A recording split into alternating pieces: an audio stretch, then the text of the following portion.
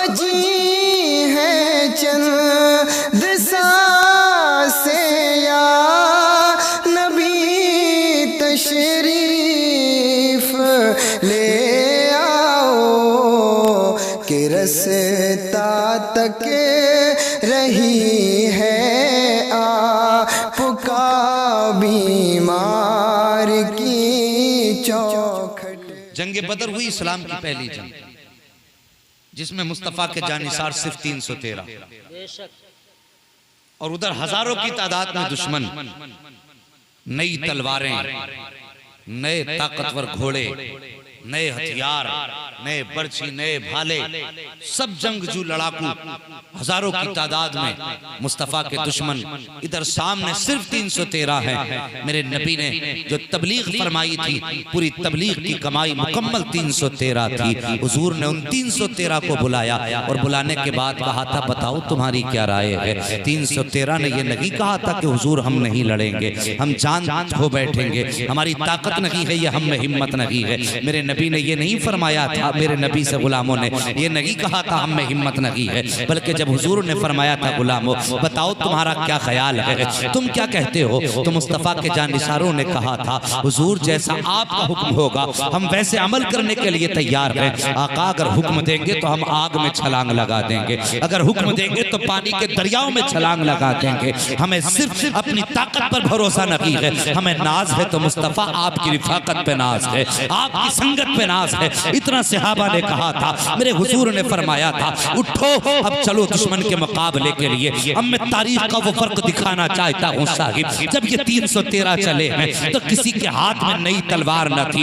एक रिवायत के मुताबिक 3 तलवारें मौजूद थी और 1.5-2 घोड़े मौजूद थे, एक ऊंट मौजूद था कम बेश। ये तैयारियां थी 313 की। जब खाली हाथ निहत्ते निकले हैं, मुस्तफ़ा ने खाली हाथ गुलामों को देखा था, फरमाया था जाओ खाली हाथ जाओगे। कहा या रसूल अल्लाह कोई तलवार नहीं है तो खाली हाथ ही जाएंगे। नबी ने फरमाया जाओ वो खजूर की शाख तोड़ लाओ, किसी से काट टहनी तोड़ लाओ। किसी ने हाथ में टहनी ली है, किसी के हाथ में टूटी हुई तलवार है। मुस्तफ़ा जिस टहनी को हाथ लगा दे रहे हैं, खुदा की कसम वो लकड़ी तलवार से ज्यादा तेज हो जा रही है। अब मैं कहना ये चाहता हूँ अगर आज का वहाबी होता तो कह देता तलवारों के मुकाबले में ये टहनियां दे रहे हो, मरवाने के काम तो पक्के किए हैं। लेकिन वो वहाबी नहीं थे, मुस्तफ़ा के सहाबी थे, जानते थे कि लकड़ी और तलवार में फर्क तभी होगा जब इशारा करने वाला कोई और होगा।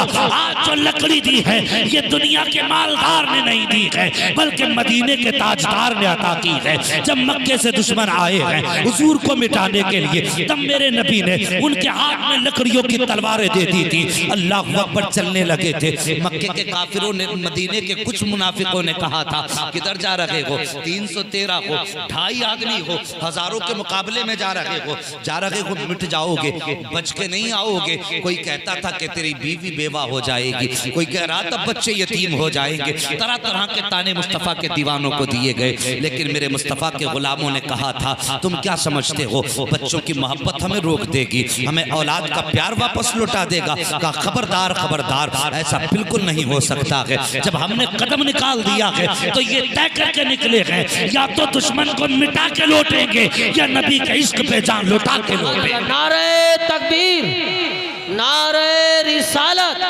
मुफ्ती हम्माद रज़ा साहिब किबला, नारे तकबीर, नारे रिसालत। सुभान अल्लाह, सुभान अल्लाह, अल्लाहु अकबर। ये 313 गए, पहुंचे बद्र के मैदान में।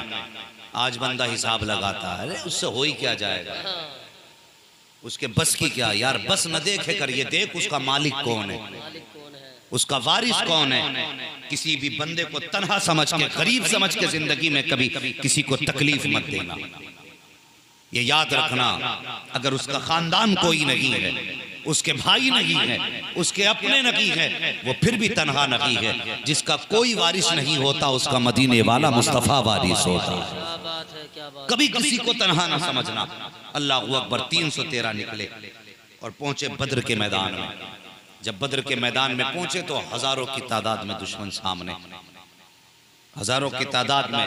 जब 313 को देखा तो हंसे और हंस के कहने लगे आज तो हम इनकी चटनी बना देंगे। ये हैं कितने से 313 हजारों के मुकाबले में। का मार के भी जाएंगे, बांध के भी लेके जाएंगे, लेकिन मालूम न था उन्हें आज पाला मदीने वाले मुस्तफा से पड़ा। क्या बात है। उन्हें एहसास नहीं था, वो तो शराब के नशे में धुत थे, रात भर शराब में डूबे रहे और अपने बातिल खुदाओं के नारे लगाते रहे। वो उस तैयारी में रहे, अपनी मस्ती में थे कि अब तो हम हजारों की तादाद में, ये 313 क्या बिगाड़ेंगे। इधर मुस्तफा के 313 जानिसार पूरी रात सजदे में पड़े रहे, अल्लाह की इबादत में रहे। जब सुबह को सब बंदी का हुक्म मुस्तफा ने दिया, उसके बाद मेरे नबी ने जहां हुजूर का खेमा लगा था, आप गए खेमे के अंदर और सजदे में सर रखा, रो के कहते हैं या अल्लाह मेरी सारी कमाई जो थी मैं बद्र के मैदान में लेके आ गया। मेरे मालिक अगर ये मिट गए तो फिर तेरा कोई नाम लेने वाला नहीं होगा। और मालिक तो खूब जानता है अगर ये चले गए तो फिर कयामत तक कोई तेरी वहदानियत का इकरार करने वाला नहीं होगा। हजरत अबू बकर सिद्दीक कहते हैं हुजूर इस दर्द के साथ रोए, इस दर्द के साथ रोए कि मेरे नबी की कांधे से चादर सरक के 3 मरतबा नीचे आई। अबू बकर सिद्दीक कहते मैंने 3 मरतबा चादर संभाली, हुजूर की चादर 3 मरतबा सरक के नीचे आई है। अल्लाह अकबर। उसके बाद अबू बकर सिद्दीक कहते हैं मैंने हुजूर के कदमों पे अपना सर रख दिया, हुजूर अब सजदे से सर उठा लीजिए। ठंडा सा झोंका हवा का आया, अल्लाह अकबर। कहते हुजूर सजदे से सर उठा लीजिए। वो देखो रब की मदद आ रही है। जैसी हवा का पहला झोंका आया, मेरे नबी सर उठा के कहते हैं अबू बकर मुबारक हो, वो देखो रब की जानिब से मदद आ गई है। अल्लाह अकबर। कौन आया? पहला झोंका आया तो जिब्रील अमीन आए हैं। आका फरमाते हैं कौन? कहा जिब्रील। का किस लिए आए हो? का हुजूर 5000 फरिश्ते लेकर के आया हूँ आपकी मदद के लिए। दूसरा झोंका आया, फिर आका फरमाते हैं अब कौन आया है? का मीकाईल आया हूँ, 3000 फरिश्ते लेकर के आया हूँ। तीसरा झोंका आया है, फिर मलकुल मौत आए हैं। आका फरमाते कौन? का मलकुल मौत। आप फरमाते मलकुल मौत मैंने तुम्हें तो नहीं बुलाया था, तुम किस लिए आए हो?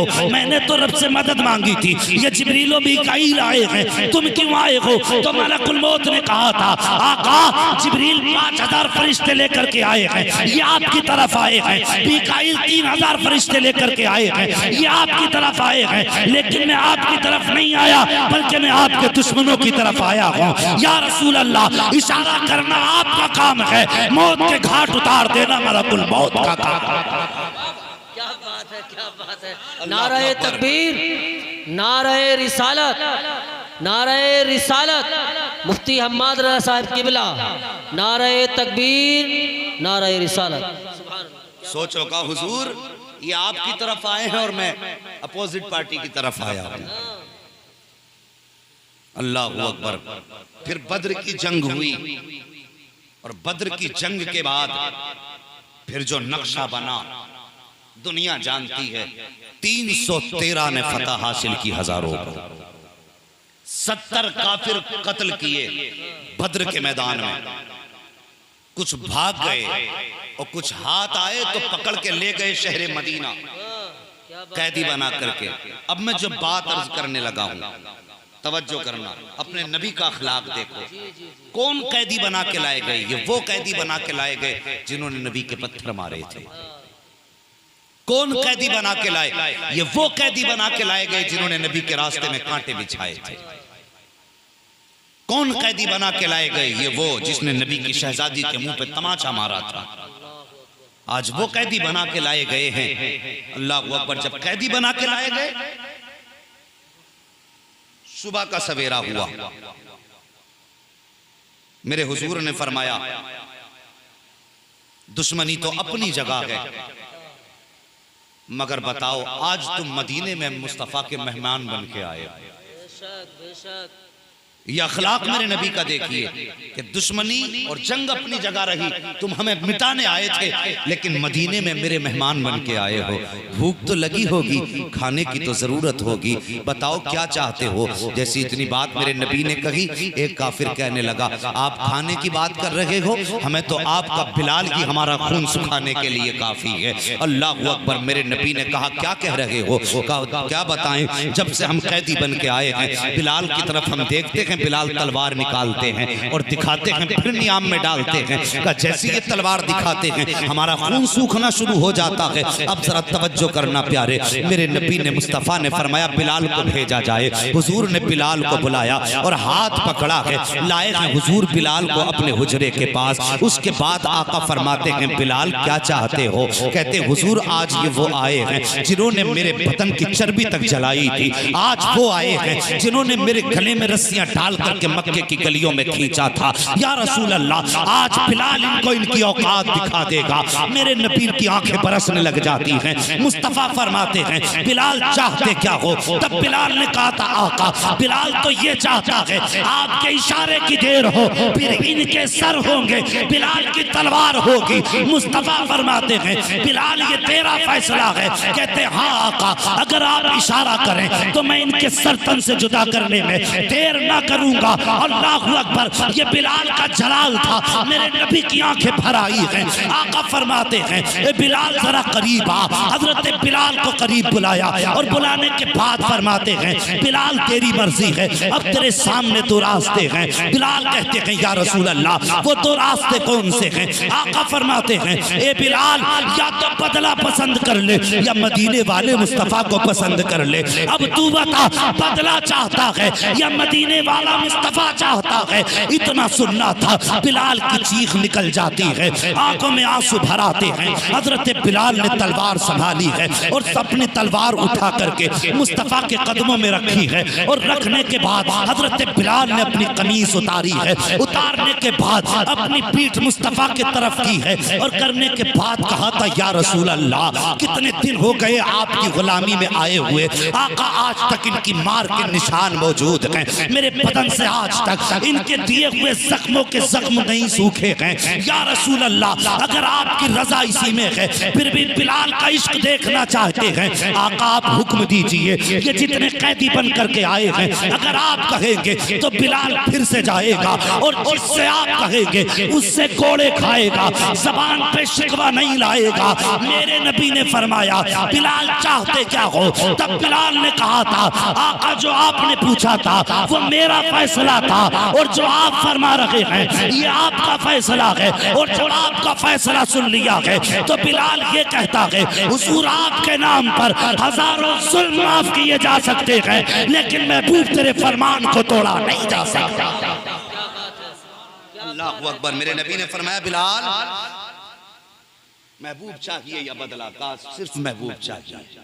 फिर उसके बाद आका तशरीफ लाए सहाबा की भीड़ में, फरमाया सहाबा ये जितने कैदी हैं ये हमारे मेहमान हैं, कौन है इन्हें खाना खिलाएगा? कौन है जो इन्हें खाना खिलाएगा? हर सहाबी ने एक कैदी का हाथ पकड़ा, घर लेके चले। हर सहाबी ने एक कैदी का हाथ पकड़ा, घर लेके चले। तो आखिर में एक सहाबी बचे और एक कैदी बचा, और वो सहाबी गर्दन झुकाए बैठे थे। मेरे हुजूर ने अपने उन सहाबी की तरफ देखा और देखने के बाद फरमाया मेरे सहाबी क्या हाल है? कहते हैं अल्लाह का शुक्र है। कहा क्या तुम इस कैदी को अपने घर खाना नहीं खिला सकते, हमारे इस मेहमान को? उठ के खड़े हुए, कहते हुजूर क्यों नहीं? आए और हाथ पकड़ के चलने लगे। हजरत बिलाल आए हुजूर के करीब, कान में कहने लगे या रसूल अल्लाह ये बिला वजह नहीं बैठे थे, जबकि हुजूर भी जानते। आका भी आते हुए मस्जिद में इन्होंने मुझसे बताया था कि आज 4 दिन हो गए मेरे बच्चों ने एक लुकमा नहीं खाया। ये इसके घर के फाकों का आलम है, ये इसके घर के फाके का आलम है कि 4 दिन से इसके बच्चों को एक लुकमा ना मिल सका। लेकिन आपने कहा मेरे मेहमान को कौन लेकर के जाएगा? हुजूर ये लेके चल दिया। मेरे नबी ने इशारा करके फरमाया जरा करीब आ, क्या हाल है घर के? मुस्कुरा के कहते हुजूर जब आपने पूछ लिया तो फिर सब खैरियत ही खैरियत है। क्या खिला दोगे? क्या हुजूर आपका मेहमान हो और मेरे घर से फाके से आ जाए? कहते हुजूर मैं उस दिन अपनी जिंदगी से नफरत करूंगा जिस दिन आपके फरमान को तोड़ दो। ये फाका और ये नबी की फरमाबरदारी, हाथ पकड़ा घर लेके गए। बीवी से कहने लगे शरीक हयात हुजूर ने अपना मेहमान भेजा, हुजूर ने अपना मेहमान भेजा है, इसका पेट भराना। जब इतनी बात कही ना इसका पेट भराना है, शरीक हयात कहने लगी पड़ोस से 2 रोटियां आई, अगर आप साथ में खाएंगे, का भूख मुझे भी बड़ी तेज लगी थी, लेकिन इस इंतजार में मैंने वो रोटी नहीं खाई कि जब आप आएंगे तब आपके साथ खाना खाऊंगा। जब आप आएंगे तब आपके साथ खाना खाऊंगी का इस ख्याल से मैंने रोटियां उठा के रख दी थी। अच्छा हुआ मैंने खाई नहीं, ये आपने कहा। और उसके बाद कहने लगी मेरे सरताज रोटियां 2 हैं और खाने वाले 3 बड़े हैं और हमारे बच्चे भी हैं।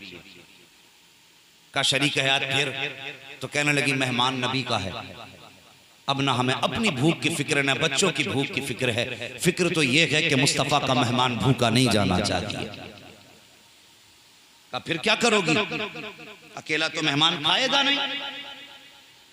का मेरे सरताज आप मेहमान के साथ बैठ जाएंगे, आप खा लेना, थोड़े थोड़ा खाते रहना। कहने लगे अगर थोड़ा थोड़ा भी खाया, अगर 2 लुक़मे मैंने खा लिया, अगर वो कम पड़ गए और उसने मुस्तफ़ा की बारगाह में जाके कह दिया कि मेरा पेट ना भरा, तो फिर हमारे जीने का मकसद ही क्या रह जाएगा। ये बात कही। कहने लगी बीवी ने कहा फिर क्या करना। कहा मेरी शरीक है, आज जब मैं उसके साथ खाना खाने के लिए बैठूं, तुम चिराग लाने के बहाने से आना, चिराग के बहाने से आना और उसकी बत्ती तेज करने के बहाने से उसको गुल कर देना। फिर जब तक खाना हम खाएं उसके जलाने के लिए तुम तलाश करती रहना, उसके जलाने के सामान।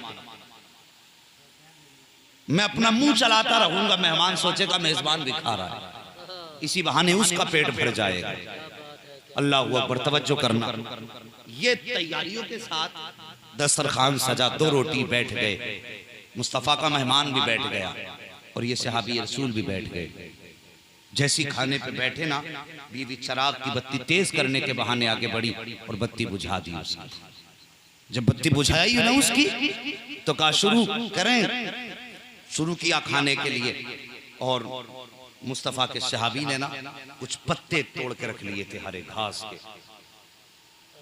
घास के पत्ते तोड़ के रख लिए और मुंह में वो पत्ते डाल के चबाने लगे, जिससे मेहमान ये समझने लगा कि ये भी खाना खा रहे हैं। लेकिन खाते खाते उसको एहसास हो गया कि ये खाना नहीं खा रहे हैं, बल्कि ये वैसे मेरा साथ निभा रहे हैं। उसने हाथ रोका, खा चुका, अभी रोटी कुछ बाकी रह गई थी। कब चिराग जलाया जाए, रोशनी का कुछ तो इंतजाम करो। जैसी रोशनी का इंतजाम किया है, उसके बाद मेहमान कहता है भाई बताओ तो सही तुम क्या खा रहे थे। रोटी तो मैंने खाई है, तुमने क्या खाया है। मुस्तफ़ा के सहाबी थे, झूठ नहीं बोल सकते थे। वो कहने लगे मैंने पत्ते खाए हैं। कहा तुम्हारे पत्ते खाने की वजह से तुम्हारे मुंह में तकलीफ नहीं हुई। कहा नहीं हुई। कहा कि ये पत्ते कैसे खा जाते हो। उन्होंने फिर वो पत्ते उठाए हैं और मुंह में चबाए हैं। कहा ये पत्ते कैसे खा लेते हो। कहा याद करो वो वक्त जब तुमने शाबे अबी तालिब में हमें और मुस्तफ़ा को कैद कर दिया था, हमारे नबी पर तुमने दाना पानी बंद किया था।